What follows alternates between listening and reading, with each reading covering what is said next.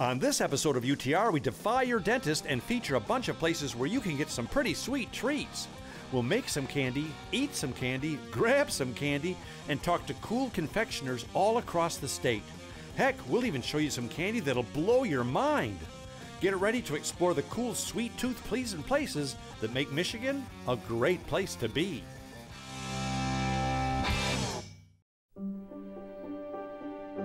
The perfect summer has a voice.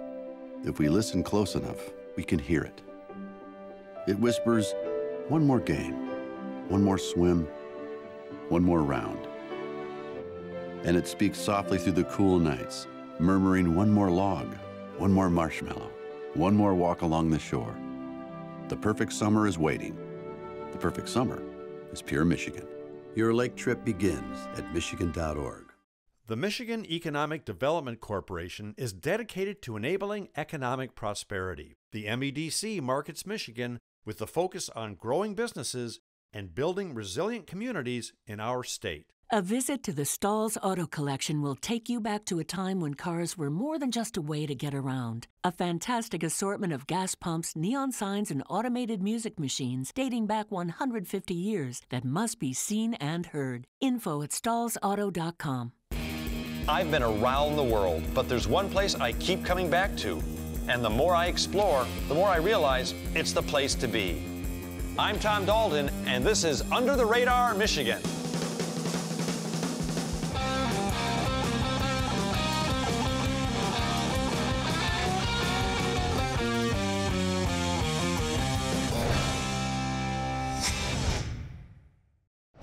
Now, if you're a candy man like me, or lady, you know that Michigan has enough sensational sweet shops to satisfy all your sweet teeth. So in honor of your ever-loving ivories, we put together a bona fide Candyland special. And in a word, it's going to be, well, really super sweet. Uh-oh, that's 3. That's right. For the next 30 minutes, we're going to shelve the savory and celebrate the sweet and show you some places where candy is the main attraction. So put down your calorie counter and get ready for some flavorful fun, because first up, we head up to the UP for some Sakely Candy family history. Now pay attention. Hey, how'd you like to see a place that's been making candy longer than Willy Wonka? And it's right here in Escanaba. Mike Kubasik and his family have been making great candy here at Sakely's since before TV, household refrigerators, and even me. On a daily basis, how much candy comes out of here? On a daily basis, we go through about 2,000 pounds of chocolate and about 1,000 pounds of inclusions in the chocolate. Well, your family's been doing this for how many years now? My family personally has been doing it for about 33 years that I took over from my uncle, Fred Sakely, and he was doing it for about 45 to 50 years before his father, Joe Sakely, and he started in 1906. Candy's been in the family a long time. Yes, it has been in a long time, and we're getting good at it now. Oh, you think? You love coming to work every day? Yes. For me, it's not work. Well, but you're making candy, for God's sake. I understand. But I enjoy doing this. That's the other thing. The hard part is training everybody else to do it right. You think you can train me? Well, we have to still next go through a few other stations with you, and we'll see what happens. Okay, we'll see. If they're trainable. Now, making candy is something I always thought was done by machines, but I quickly discovered that the good stuff is actually made by hand. So, well, you know me, I had to try my hand at it. Oh boy. Ready? Switch. Oh my God. Right bit. Next. Next. No, it's got to come over here. Oh, sorry. So I got to put it all the way over there? Yeah. Okay. Can I lick the spoon? No. Oh, no. I almost lost that one. I would be so tempted if I worked here to just, I'd have chocolate for lunch, I'd have chocolate for breakfast, I'd have chocolate during my break. Do you get chocolate breaks? Well, I think I've just about mastered the fudge station. Now, on to dipping. I should be pretty good at that. So, are you like a professional dipper? No, Because I'm a professional dip. So what are you doing here? You're taking these, what are these? Angel food. This angel food, and you're just dipping it in the dark chocolate. Yep, you just kind of roll it around, cover it up. Right. It doesn't look difficult, except you know what you're doing. So I guess they want me to try this, so I'm going to try it. being a dip, I was a natural at dipping too. I'll just go wash my hands now. Well, as you can see, making candy is not exactly my forte, but eating it, well, I'm pretty good at that. Now, next up, we head over to the tiny town of Empire on Lake Michigan for a young couple who are pretty sweet. On chocolate, that is. Take a look. We're at Grocer's Daughter Chocolates. Now, I know it's a little hard to say, but if you're into chocolate, it's real easy to love. It's the funky green building that grabs your eyes, but when you come inside, it's the aromas that will melt your mind. And that's because DC Hayden and Jody Dotson are making incredible, handcrafted, all-natural chocolates. They love what they do, where they are, and they love sharing their chocolate with the world. I wanted to start this conversation off by talking about your chocolate, but I first have to ask you about the name of your place. It's Grocer's Daughter Chocolates. Yep. Hard to say, but easy to love. Right. Where'd that come from? Yeah, our founder, Mimi Wheeler, she is actually the grocer's daughter, and her parents owned in Denmark a grocery store, and they lived just above it, and she is the grocer's daughter. Because you just recently bought the business from her. That's correct. Did you guys know anything about making chocolate, or do you just love chocolate? We loved chocolate, and we've both known Mimi for many, many years, so I was always a fan of Grocer's Daughter Chocolate, so when Mimi wanted to retire and she started telling us she was looking for a young couple to take it over, it just made sense. Now, your chocolates, you say, are artisan, handmade chocolates, but they're all natural. Right. It has to do with what we add to the chocolate, so all chocolate starts off natural. And then in conventional chocolate, a lot of times they'll add palm oil or milk solids that aren't truly there's no dairy in it. And our chocolates, we add as little additives as possible. So very little sugar, very little dairy. And we only add things that complement the flavor of the chocolate. So we start with something from South America that's really nice. All of our chocolates from Venezuela, Colombia, or Ecuador. And then we'll add some herbs, some local whiskey, something fun that complements the chocolate. Yes, me too. I like the whiskey. Local love goes into your chocolate. Yeah. And speaking of love, you refer to your staff as family, and I can tell it's almost like you're all brothers and sisters in there. Why is that? I wouldn't have it any other way. I mean, I feel like if we do one thing well here, it's to provide livable wage jobs and build a kind of a model for other businesses to show that you can live, comfortably and pay people well. And I think people are happy here. I mean, they run this little shop. We're supporting them. They know what they're doing, and so it's our job just to support them and give them a good wage. Speaking of being happy, what makes you happy about this place where you live and you work?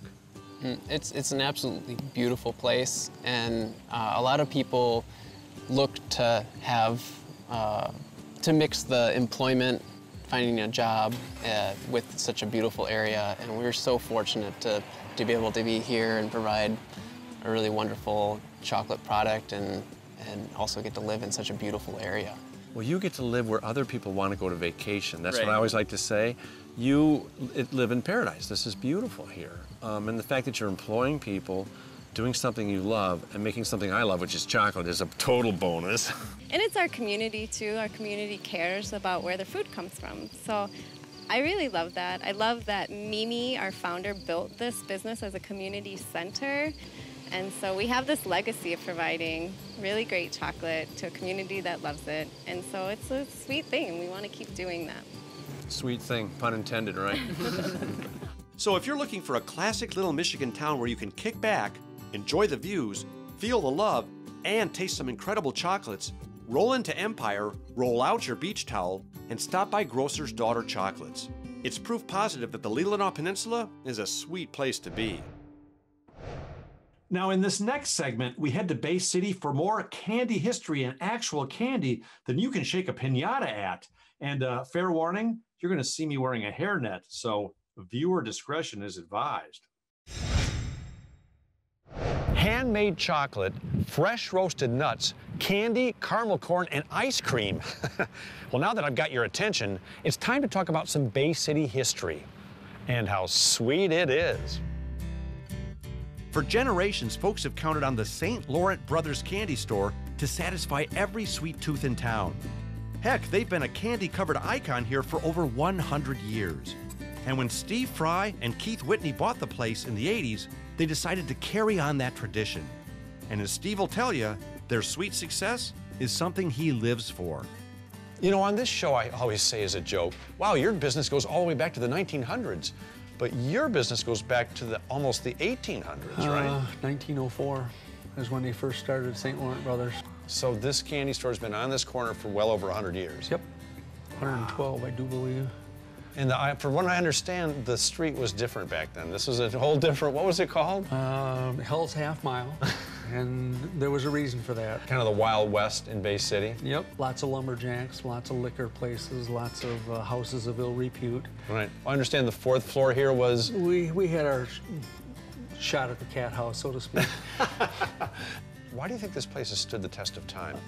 We've had a fast, friendly service. We've had a very, very good luck with employees. We've had a very loyal Bay City base, and it's worked for us. We haven't expanded a lot, but downtown has improved almost yearly since we've been here. And if you look around, there's 14 restaurants and new paving and new lights and new shops opening up. It's been very good.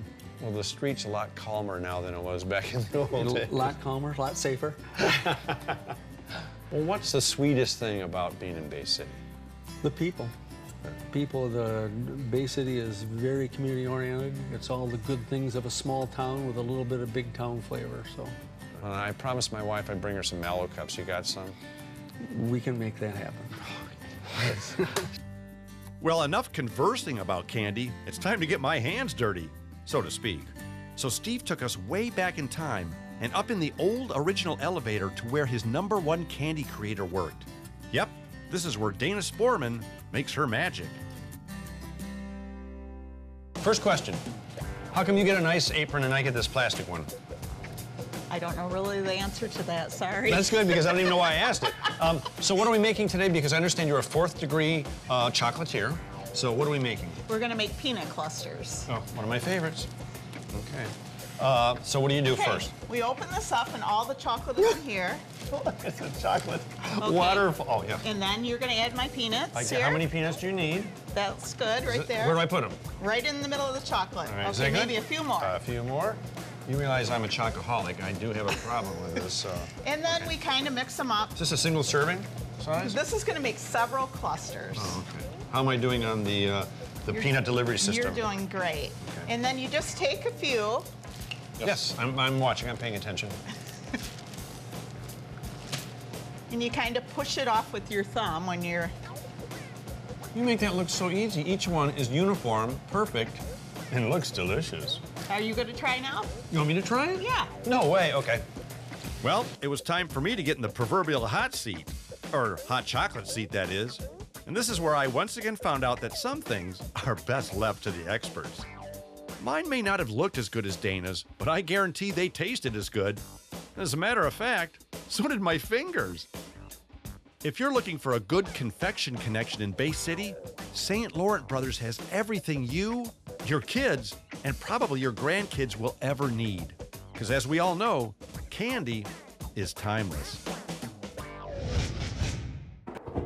Well, speaking of timeless, it's now time to tickle your sweet tooth in an awesome town called Marine City, where a candy store caught my attention lickety-split. Get ready for a hard right turn. Oh, candy. Huh? Tom. The Sweet Tooth Candy Shop is right downtown, and owner Todd May is like the Willy Wonka of Marine City. Back when I was young, we had a candy store in town, almost like this. The gentleman that ran it, you got your little bag, you went behind the counter, you got to get your candy. And the inspiration of the store was, to really have that old-fashioned feel again, and the candies that you could get when you were a kid, but you can't get anywhere else. It's things that you don't see normally. Well, speaking of things you don't see normally, you have some very unconventional stuff here, too. Tell me about some of the stuff in the case I saw. Yeah, the case over there, we have chocolate-covered bacon. Either you love it or you hate it. Yeah. Your brain says no way, but your taste buds say this is pretty darn good. Right. What do you love about living in town here, Marine City? You know what? I've lived here all my life. I'm a 7th-generation kid here, so it's just that hometown feel. It's a nice town. Well, I'm going to need some extra candy because I think I'm wearing Scott out. Well, yeah. Wear them out. Well, if we learned anything from Veruca Salt, you do what the candy man says. Hey, Scott, you got room in that bag for these lollipops? They're for my son. He's 22. He loves lollipops. Scott? Okay, maybe it's time to take another email break. Now, don't worry about my friend Scott. He recovered fully and got lots of candy. And speaking of lots of candy, here's an iconic confectioner who helped make Michigan such a sweet place to grow up. Pun intended. Well, just to be gastronomically correct, we save dessert for last. And when it comes to sweet treats, Michigan's own Sanders is a homegrown sensation. Wait a minute. Or is it Saunders? Sanders? Saunders? No matter how you grew up saying it, we all knew exactly what it meant. Incredible cakes, candies, and dessert toppings. For over 140 years, Sanders has been a Detroit and family tradition that's made living here so much sweeter. Today, thanks to Michigan's own Morley Candy Company, Sanders is making a huge comeback. And many of Sanders' original family favorites are back on the shelves and back in our hearts. To help me wrap my head around this collection of confections, and hopefully my hands around some chocolate, is VP of Manufacturing, Mike Cook. So you've been here 43 years? Yes, I have been. You're probably as close to the candy man as I'm ever going to get, so I got to ask you something. You got to settle a debate for me. All right. Is it Sanders or Saunders? It's Sanders. There is no U in it. I was right. You know what? We don't care how you pronounce it as long as you enjoy our products. Now, Sanders goes way back, but so does Morley. I mean, Morley is bringing back the Sanders brand. Correct. The Morley brand's been around since 1919, Sanders since 1875. Right, that's when Fred Sanders opened his first chocolate shop? Correct, exactly. And, you know, he brought into the United States and into the Detroit area, you know, a lot of great confections. And he was really the first person that, and there's some debate about it, that he may have made the first ice cream soda. Well, back in the 40s, 50s, and 60s, I mean, the Sanders lunch counters, the Sanders stores everywhere, they were iconic. I mean, everybody would go there to eat. Yes. It was like a family treat when you got to go there. Exactly. And what I actually read that his old machines, the motors on the old machines, were made by Thomas Edison. By Thomas Edison, and Fred Sanders and Henry Ford were good friends. And Henry Ford used to come and help Fred Sanders when his equipment would break down and fix it for him.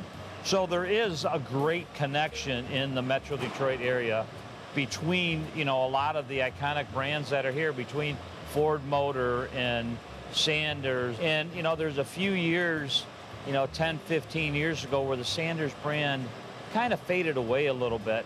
And we've been fortunate to be able to bring it back. And we hear those stories all the time of people's childhoods and the memories they have. And, you know, we're looking at helping the next generation grow those memories. Well, thank goodness for Morley Candies, because they're helping to keep that legacy going.